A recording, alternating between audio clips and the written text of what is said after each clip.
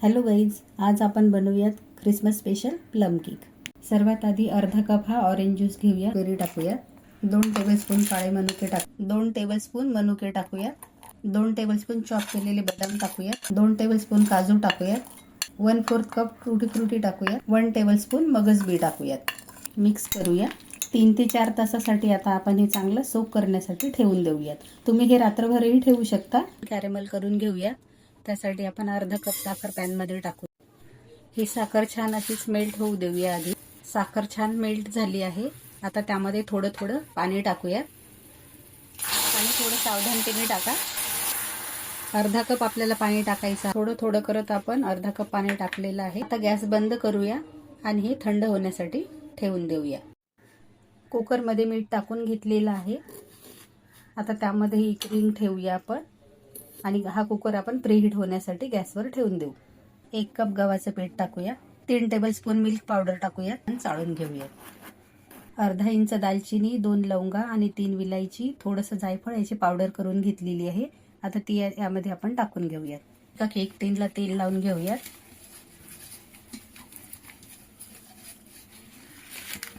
त्यामध्ये हा पेपर ठेवूया, फूड पेपर आहे हा, आणि पेपरलाही तेलाने छान ग्रेस करून घेऊया। बाउलमध्ये हे आपण तयार केलेलं कॅरेमल काढून घेतलेलं आहे। त्यामध्ये 1/4 कप तेल टाकूया, अर्धा टीस्पून व्हॅनिला एसेन्स टाकूया, मिक्स करूया।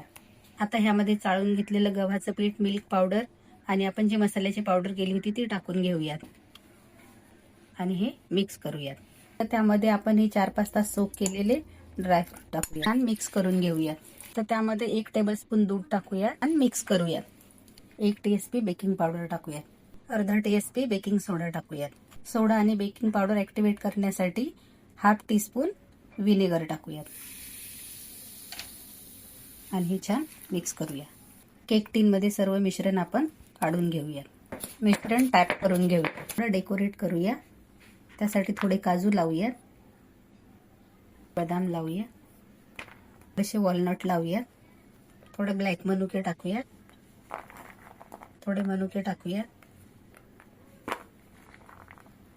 टूटी फ्रुटी टाकूया, क्रॅनबेरीज ठेवूया। कुकर प्रीहीट झालेला आहे। आता त्यामध्ये आपण हे केकचं बॅटर ठेवूया।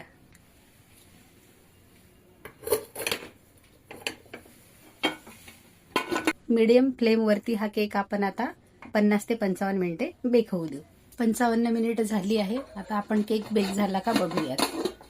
एक टूथपिक टाकून बघूया। टूथपिक क्लीन आली, याचा अर्थ आपला केक बेक झालेला आहे। केक आता काढून घेऊया। केक आता थंड होण्यासाठी ठेवूया। त्याआधी त्यावरती आपण एक कपडा टाकून घेऊ। केक थंड झालेला आहे। आता त्याच्या कडा आपल्या काढून घेऊया। केक आता आपण डिमोल्ड करून घेऊया।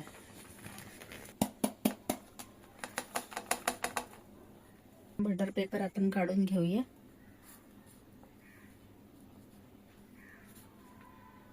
दुसऱ्या प्लेट मध्ये केक आता आपण सरळ करून घेऊया। वाव, बघा किती छान आपला केक तयार झाला आहे। ही रेसिपी तुम्हाला कशी वाटली? आवडली असल्यास माझ्या व्हिडिओला लाईक करा, शेअर करा, सबस्क्राईब करा आणि कमेंट करून नक्की सांगा। थँक्यू।